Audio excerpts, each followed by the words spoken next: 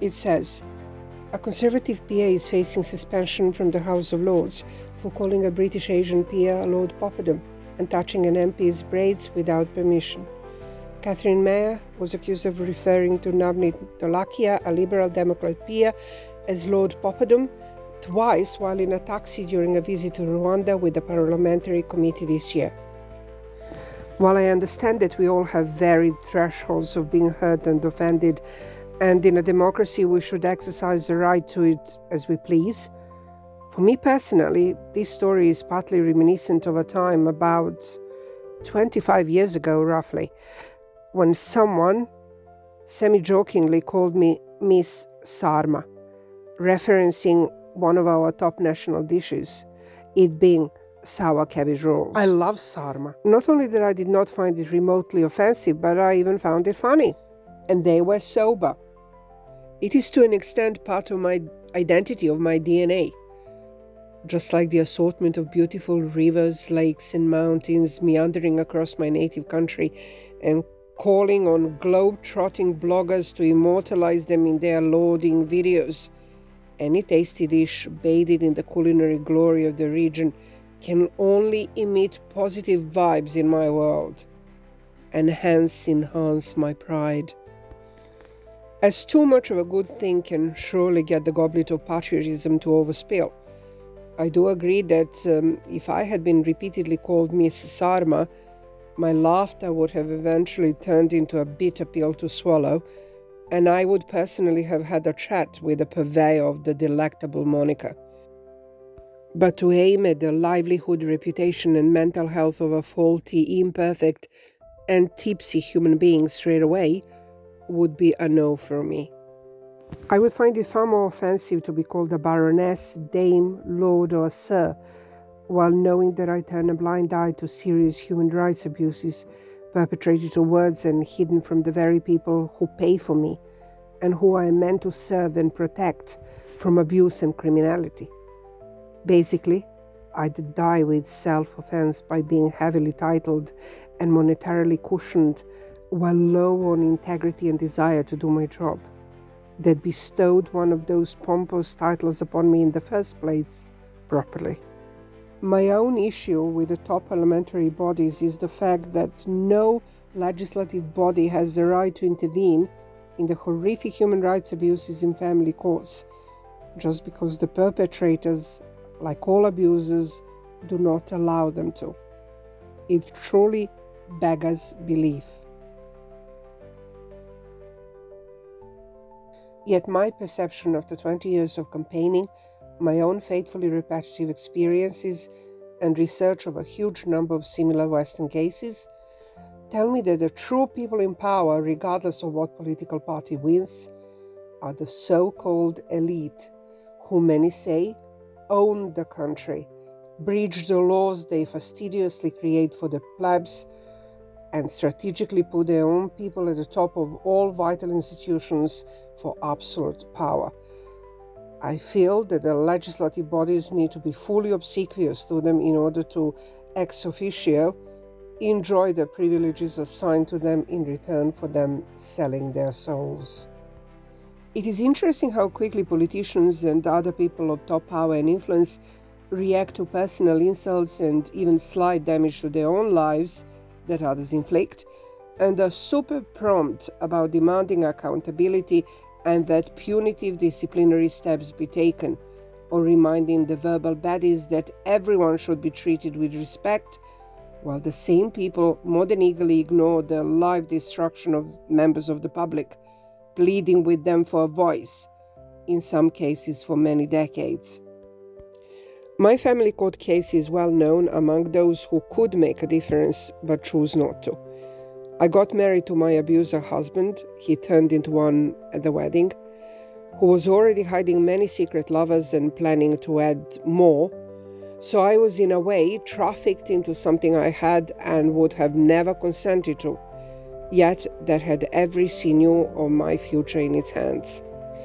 In my pregnancy, he deprived me of basic sustenance a lot of the time, womanized profusely and threatened me with taking my baby away from me if I ever dared to file for a divorce. He'd mentioned bribing the court as everyone is on sale and only morons pay collateral maintenance to a woman because of a child. I was virtually a single mother, as he had no interest in family life and very little in our baby. He would disappear for days on end, go clubbing at weekends and to pubs every single night when in town, even when the baby and I were ill. When 3 years later I dared to file for divorce, the abuser filed for custody of the toddler he had let so badly down. What then happened is a dystopian nightmare that befits medieval torture chambers in its sadism, and that is totally incongruent with the concept of a democracy the West portrays to the world as its own constitutional structure.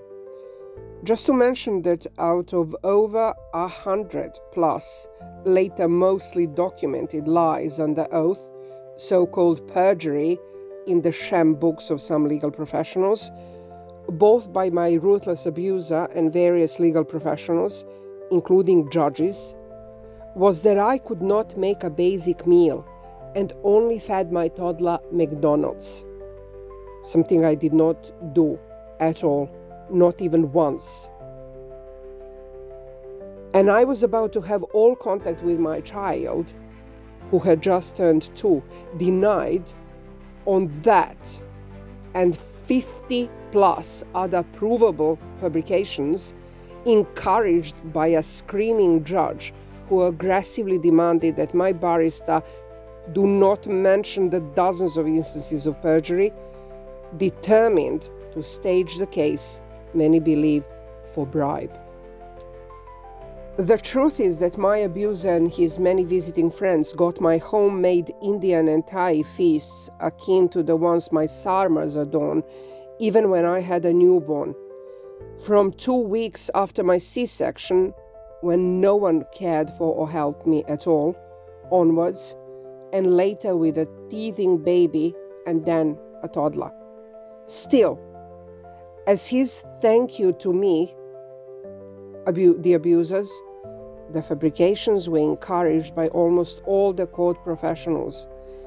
In order to stage the case out of what many believed the promised corruption, personal green-eyed female misogynistic bitchiness, and overt xenophobia. The abuse they collectively put my 2-year-old through was worthy of imprisonment, if only the criminals were not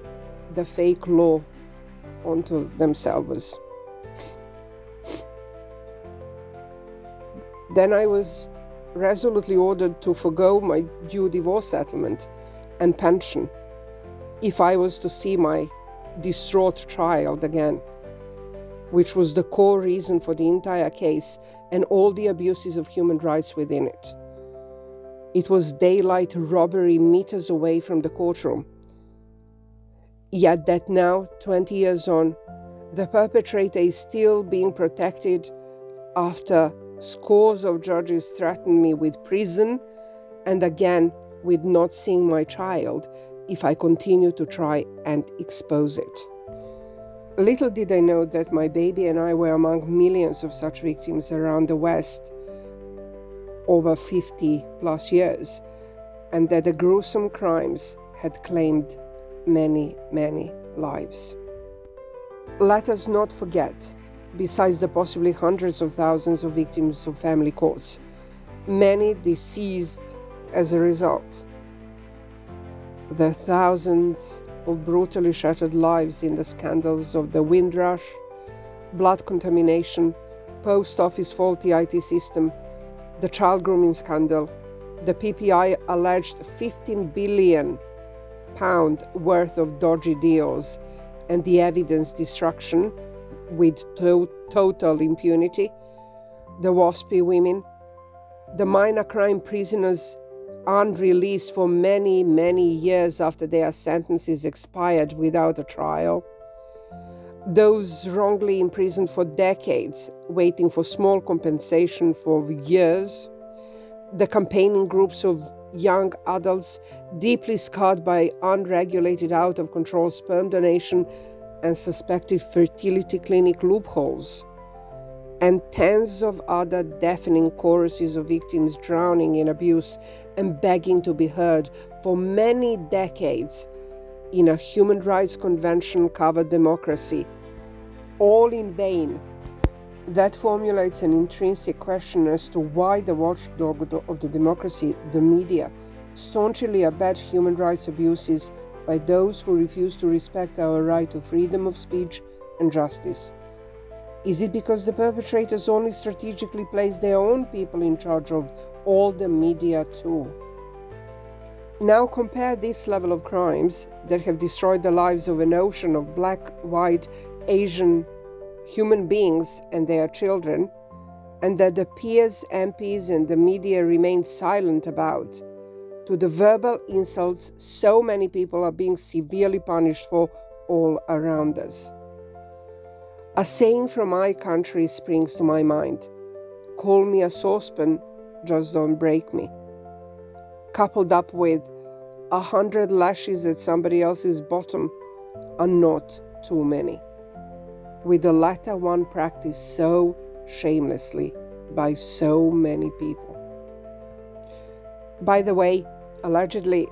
a large number of the most prolific lawbreakers, child abusers, livelihood thieves, and their self-serving henchmen ready to help them hide their crimes have been knighted,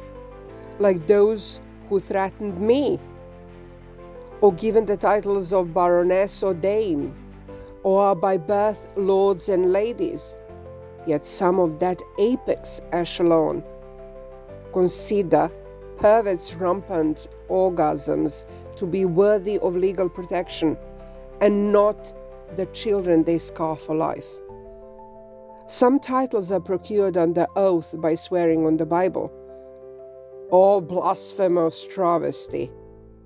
followed by the esteemed hypocrites earning vast sums of money by writing autobiographies, giving lucrative corporate speeches, getting hugely paid directorial roles, sometimes a few simultaneously,